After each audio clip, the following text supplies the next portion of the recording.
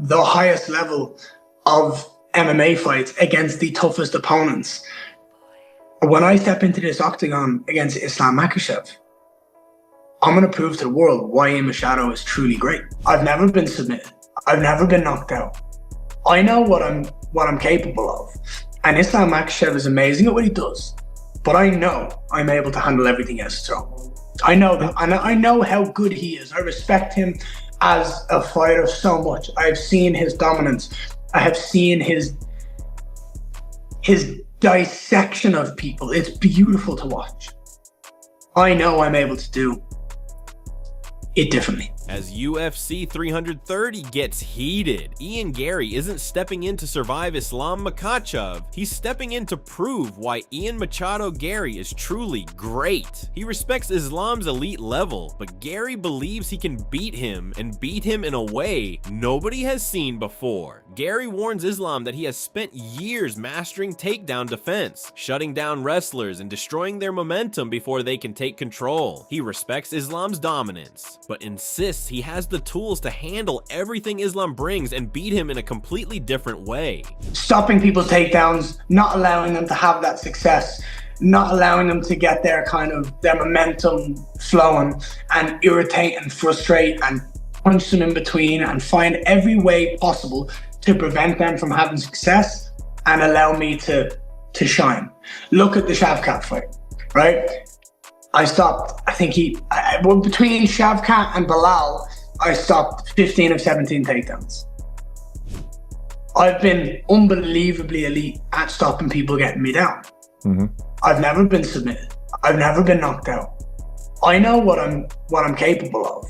And Islam Makhachev is amazing at what he does. But I know I'm able to handle everything he has to throw. I know that. And I know how good he is. I respect him as a fighter so much. I've seen his dominance. I have seen his dissection of people. It's beautiful to watch. I know I'm able to do it differently. By mocking Makhachev's previous fights, Garry fires a brutal comparison and argues that Islam Makhachev's opponents have been easier to deal with, while his own opponents Shavkat Rakhmonov, Belal Muhammad, Carlos Prates, and MVP have been far more dangerous and difficult to beat. He says Islam has faced legends like Dustin Poirier and Alexander Volkanovski, but they weren't as dangerous as the elite threats Garry has fought. Now, Garry believes that brutal experience gives him the edge when he faces Islam Makhachev. But if you look at the people we've fought, so if you look at my last 5 opponents versus Islam's last 5 opponents, in my opinion, it's not a discussion who's more difficult.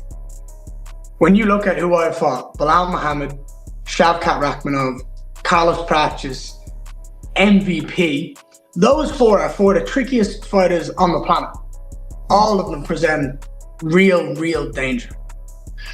When you look at JDM, Renato Moicano, Dustin Poirier, and the other 4th one, I think was Volkanovski, if I'm correct. I believe so, yeah. As much as Volkanovski is a legend of the sport and Dustin Poirier is a legend of the sport, they're not as dangerous as the guys I've just mentioned. Not only that, every single one of them is bigger, longer. Shavkat was 18-0 and 18 finishes when I fought him. He had like 10 knockouts and 8 submissions. Carlos Prates had an 11-fight win streak by knockouts when I fought him. I've been fighting the highest level of MMA fights against the toughest opponents.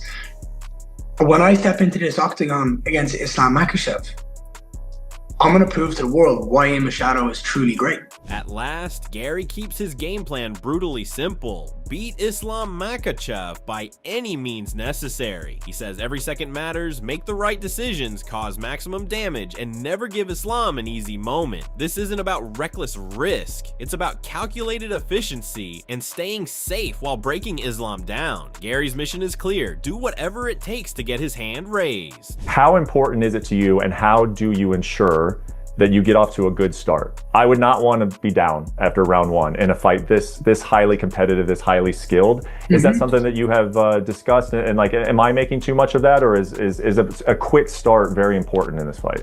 I've not thought about it like that. I think about going in there and beating him by any means necessary. It doesn't matter how the first second goes. It doesn't matter how the last second goes, or anything in between. As long as I'm doing everything in that moment to make the right decision, to cause the most beautiful violence I possibly can, and do everything correct to get my hand raised. By any means necessary.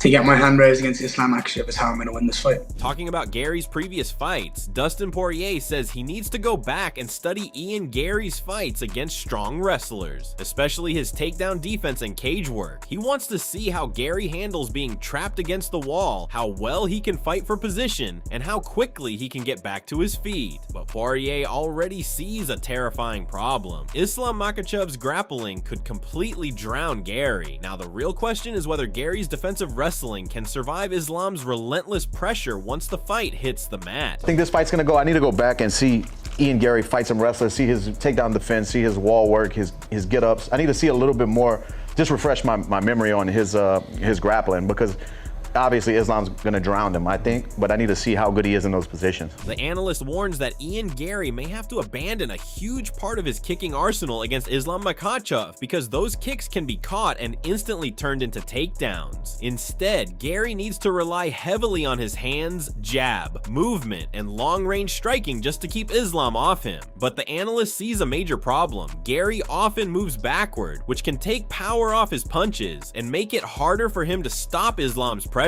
If Ian keeps giving ground instead of forcing Islam backward, the analyst believes Islam will relentlessly close the distance and drag him into the grappling battle. Couple things that Ian might have to fix is he's very kick heavy, right? He loves that push kick to the lead leg. Yep. He loves to kick to the body, and he also does like to kick to the head quite often, but you really can't afford to do that against Islam or anybody from Dagestan for that matter. They're really good at catching kicks. They'll absorb it. They know how once the kick's coming this way, they sort of step in the direction of the kick's coming and then catch it, and then, you know, they've got good grips, so they don't let go of that. They wind up on top of you or in some sort of body lock position, which again is right where Islam wants to be. So I'm interested to see how Ian Garry takes some of the kicks out of his game and out of his arsenal and relies more on his hands, because at the end of the day, I don't think he has much of a chance on the ground.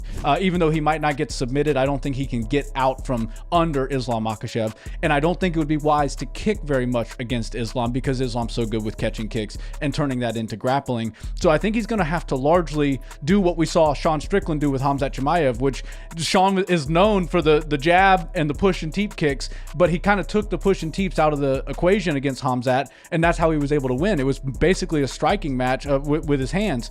Ian's going to have to do a lot of that, but he also moves backwards, which takes pop off your shot.